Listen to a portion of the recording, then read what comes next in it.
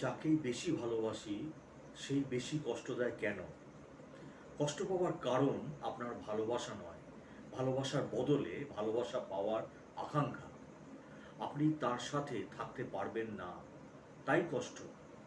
নিঃস্বার্থ ভালোবাসা কষ্ট দেয় না, দিতে পারে না। আসলে আপনি পরিবর্তে ভালোবাসা ফেরত পেতে চান। এই এক্সপেকটেশন আপনাকে কষ্ট দেয়। আসলে এটা অনেকটা ইন্স্যুরেন্স পলিসির মতো। আপনি আপনার জীবনের একটা বড় অংশ ইমোশনালি ইনভেস্ট করেছেন আপনার ভালো লাগা মানুষটির জন্য। এখন তা আপনি সুদে আসলে ফেরত পেতে চান। আপনি সেই মানুষটির মধ্যে আপনার করা ইনভেস্টমেন্টটিকে ভালোবাসেন, মানুষটিকে নয়। আকাঙ্ক্ষা কষ্টের জন্ম দেয়। নিষ্কাম নিঃস্বার্থ প্রেমে কষ্ট হওয়ার কথা নেই বা নয়। সেই কোনো কষ্ট দেয় তা বা কেন কষ্ট দেয় তা নির্দিষ্ট করে তা বলা যাবে না। তা আপনার ভালোবাসার আচরণের বা ভালোবাসার মানুষের আচরণ, চরিত্র ও ইচ্ছার উপর নির্ভর করে। হ্যাঁ, তবে এর অন্যতম কারণ হচ্ছে আপনি যাকে বেশি ভালোবাসবেন সঙ্গত কারণেই তার থেকে বেশি ভালোবাসা চাইবেন, এবং চাইবেন সে যেন সম্পূর্ণ আপনার মনের মতো হয়, আপনার ইচ্ছে মাফিক চলে, আপনার সব কিছুকে গুরুত্ব দেয়। সুতরাং এসব ক্ষেত্রে তার থেকে সামান্য ত্রুটি দেখলেই আপনি অনেক বেশি কষ্ট পাবেন, আপনার হৃদয় ভাঙচুর হবে। এটাই স্বাভাবিক। কেউ কারোর মতো নয়, আমরা জানি। প্রত্যেকেরই মাঝে কিছু না কিছু গ্যাপ ও দূরত্ব থাকে। ইচ্ছা, ভাবনা ও আচরণে পার্থক্য থাকে। তাই সব সম্পর্ককে টিকিয়ে রাখতে হয় ধৈর্য ও কম্প্রোমাইজের মধ্য দিয়ে। অপরজনের চাহিদাকে প্রাধান্য দিতে হয়, ইম্পর্টেন্স দিতে হয়। সর্বশেষ কথা হলো, অবৈধ ভালোবাসার ক্ষেত্রে সাধারণত কষ্টই পাওয়া যায়, কেননা সেখানে আমাদের অবাধ্যতা থাকে। তাই আপনার এই ভালোবাসা হয়তো বৃথা যাবে না। আপনার ভালোবাসার মানুষ আপনাকে কষ্ট দেওয়ার কারণ কিছু কিছু বলতে গেলে সহজ কথায় আশা বেশি থাকে। যখন যখন আমরা বেশি ভালোবাসি তখন আমাদের আশাও বেশি থাকে, যা পূরণ না হলে কষ্ট হয়। দুর্বলতা বেড়ে যায় অনেক আমাদের। ভালোবাসার মানুষের প্রতি আমরা বেশি দুর্বল থাকি, তাদের কথা আচরণে আমরা বেশি আঘাত পাই। নিয়ন্ত্রণ হারানোর ভয়, সম্পর্কের নিয়ন্ত্রণ হারানোর ভয় আমাদের কষ্ট দেয়। অতীতের কিছু অভিজ্ঞতা, অতীতের আঘাত ভালোবাসার মানুষের প্রতি সন্দেহ ও ভয় তৈরি করে। যোগাযোগ, আপনার অনুভূতি খোলামেলাভাবে বলুন। ক্ষমাশীলতা, ভুল ত্রুটি ক্ষমা করুন। প্রয়োজনে বন্ধু, পরিবার কাছে সাহায্য নিন। যাকে যত বেশি ভালোবাসো সে তত বেশি ধোঁকা দেয় কেন? আমার মনে হয় এর পেছনে দুটি মূল কারণ থাকতে পারে, আর সেটা হলো ভালোবাসা এবং বিশ্বাস। এই দুটি জিনিস ধোঁকাবাজের জন্য খুবই কার্যকর। ভালোবাসা যেমন ধোঁকা দেওয়ার ক্ষমতা রাখে, তার চাইতে বেশি ক্ষমতা রাখে বিশ্বাস। মনে করুন আপনি কাউকে খুব ভালোবাসেন আর সে এর সুযোগ নিতে চায়।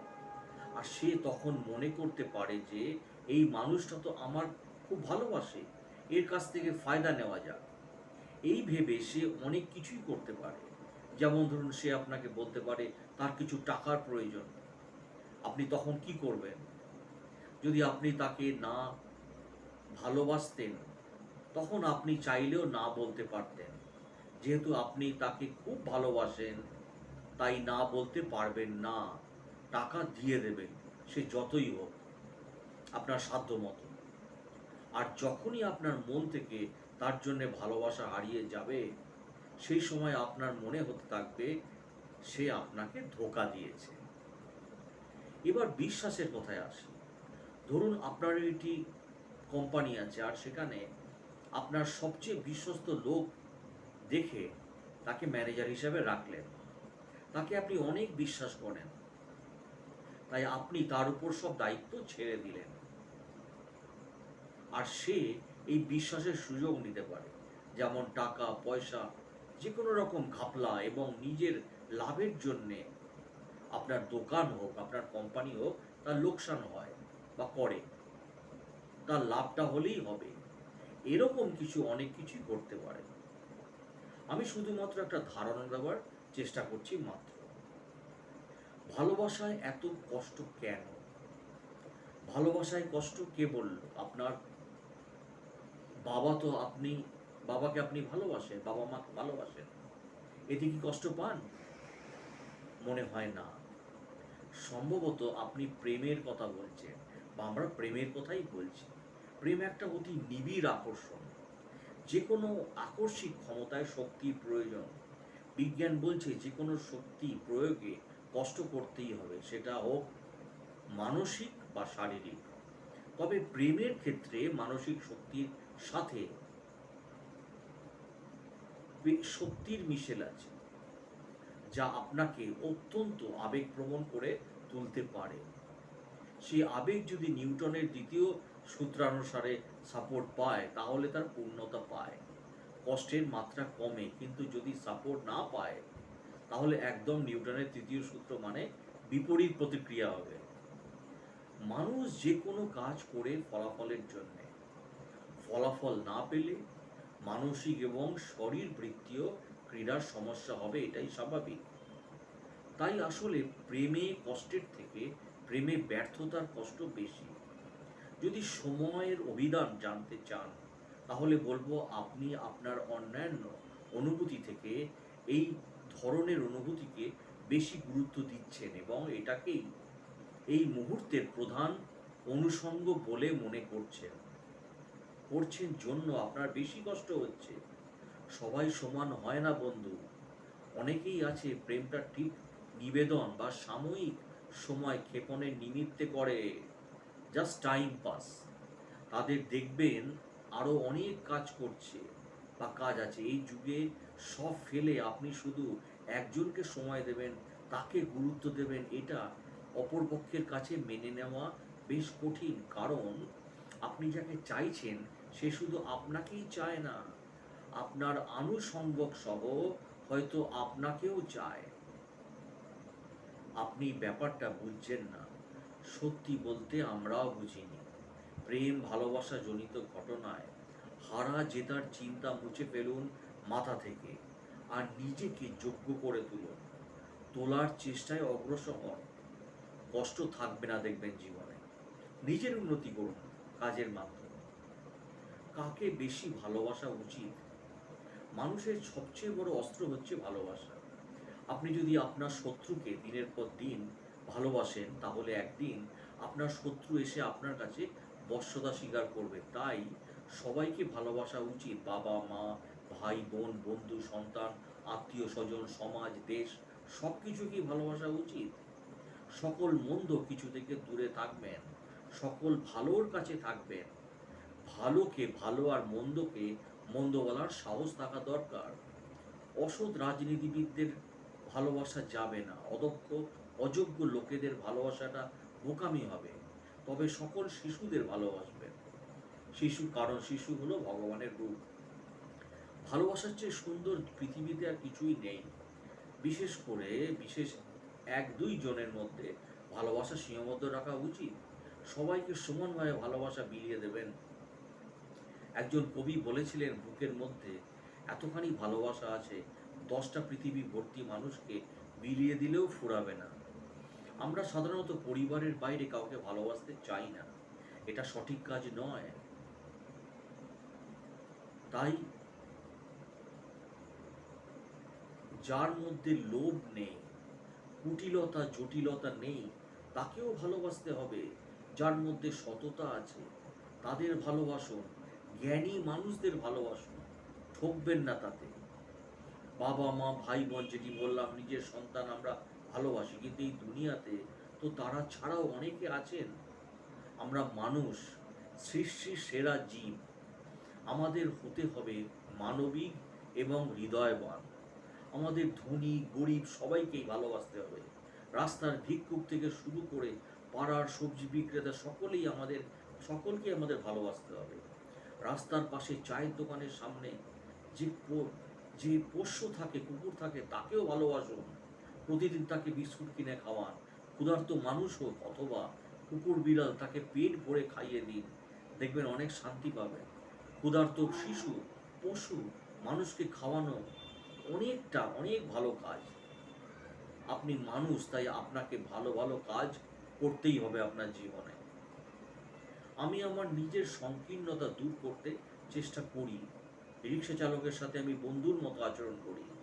ঘরের কাজে যে মহিলা কাজ করে, আমাদের সহযোগিতা করে, তার সাথে নিজের আত্মীয়র মতো আচরণ করি। অফিসের পিয়নের সাথে সুন্দর আচরণ করি। কারোর সাথে খারাপ ব্যবহার করি না। অর্থাৎ সকলের প্রতি আমাদের ভালোবাসা আছে। মানুষকে আমি ভালোবাসি। ভালো মানুষকে আমি ভালোবাসি। মানুষের দুঃখ কষ্ট আমাকে স্পর্শ করে। দুঃখী মানুষকে আমি ভালোবেসে জড়িয়ে ধরি। আমরা অনেকেই মনে করি যে যে যারা সবসময় ঈশ্বরকে ডাকছেন তারা প্রকৃত ভালো মানুষ। আমি বলতে চাইছি, ধার্মিক মানেই অনেক ক্ষেত্রে ভালো মানুষ না। যার মন মানসিকতাই উন্নত, যার চিন্তা ভাবনা উন্নত, যে মানুষ মানবিক এবং ধর্ম নিয়ে উগ্র হয় না, তিনি প্রকৃত মানুষ, ভালো মানুষ। এরকম মানুষকে ভালোবাসা উচিত, সেটাই আমি বলতে চাইছি। সমাজে খারাপ মানুষের অভাব নেই বন্ধুরা। চোর, ঘুষখোর, দুর্নীতিবাজ, মিথ্যেবাদী, ঠক, প্রতারক, মাদক, কত ধরনের মাদক বিক্রেতা, অসৎ মানুষ, নীতিহীন মানুষ, যারা নারীদের সম্মান করে না, যারা লোক ঠকায়, তাদের ভালোবাসা উচিত নয়, তাদের ঘৃণা করা উচিত। যারা সমাজ এবং দেশের ক্ষতি করে তাদেরকে ভালোবাসার প্রশ্নই আসে না। অন্যদিকে ভালো মানুষদের ভালো না বাসাটাই অন্যায়। তাই যারা অসহায়, লোকেদের উপরে অনেক অত্যাচার করে, তাদেরকেও ভালোবাসা যাবে না। একটি বিশাল ইট দিয়ে বিশাল ইমারত তৈরি হয় না। ঠিক তেমনি পরিবারকে ভালোবাসতে পারলে আপনি ধনী গরিব সকলকে বিনা দ্বিধায় ভালোবাসতে পারবেন। আপনি ভালো থাকুন, সকলকে নিয়ে ভালো থাকুন। একা ভালো থাকাকে ভালো বলে না অনেক সময়। কাউকে বেশি ভালোবাসলে অবহেলার শিকার হতে হয়, কথাটি সঠিক। আপনি যদি কাউকে ভালোবাসেন, তার উত্তর যদি না সূচক হয়, আপনি তখন কষ্ট পান। একে আপনার অবহেলা মনে হতে পারে, কিন্তু তা নয়। পৃথিবীতে সকল মানুষের চাওয়া পাওয়া, চিন্তা চেতনা একরকম নয়।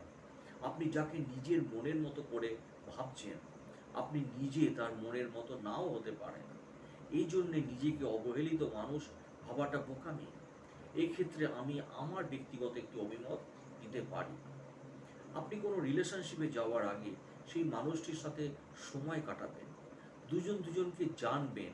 হঠাৎই একটা কমিটমেন্ট আবদ্ধ হবেন না। দুজন মানুষের মেন্টালিটি ফারাক হলে একটা রিলেশনশিপ হেলদি হয় না, ব্রেকআপ হতে পারে। তাই নিজেকে অবহেলিত না ভেবে চিন্তা করুন, নিজের মেন্টালিটির মানুষ খুঁজুন। ভালোবেসে কষ্ট পেলে সবচেয়ে প্রথম কাজ হলো সত্যকে মেনে নেওয়া।